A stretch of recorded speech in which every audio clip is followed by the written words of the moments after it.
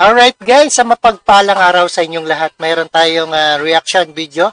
And don't forget to subscribe, Rob Trip. This is your friendly neighborhood, Rob Trip tayo. Alright, intro muna tayo, may isang babala.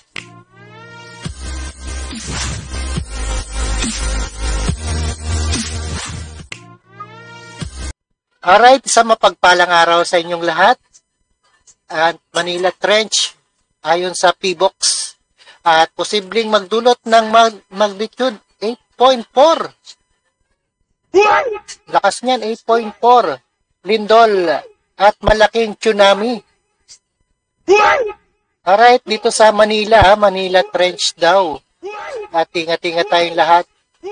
Ayan, nagbabala ang PBox sa publiko kaugnay ang sunod-sunod na pag-uga ng Metro Manila. Ayan, trench ng nagdudulot ng serye ng paglindol. Malapit lang yan sa Ilocos Sur. Ayan, papunta ng Metro Manila. Ayon sa PBox, posible itong magdulot ng malaking tsunami. Hindi na naman malaking tsunami. At nanganganib ang ibang lugar sa Luzon.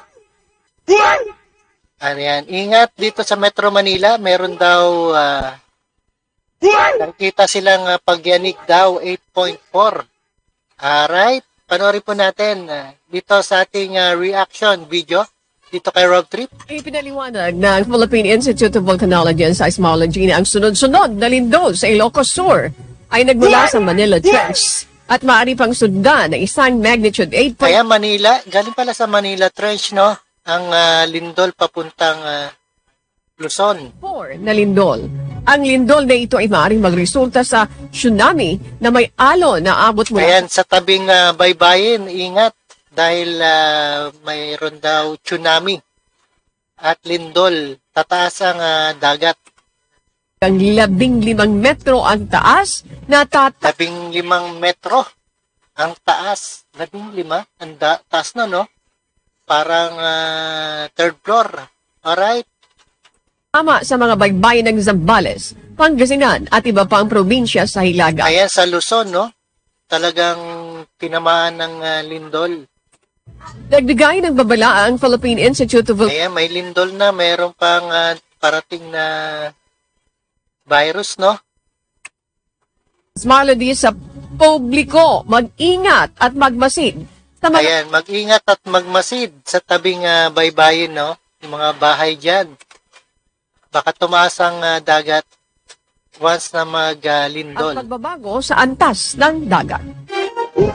Alright, isang babala guys. At panoorin po natin yan at maging magmasid. Alright, maraming salamat sa panonood. Pag-click dito kay Rob Trip. At salamat sa PBox sa ating babala.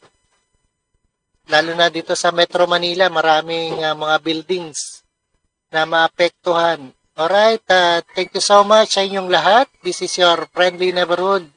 Rob Trip tayo. And peace out.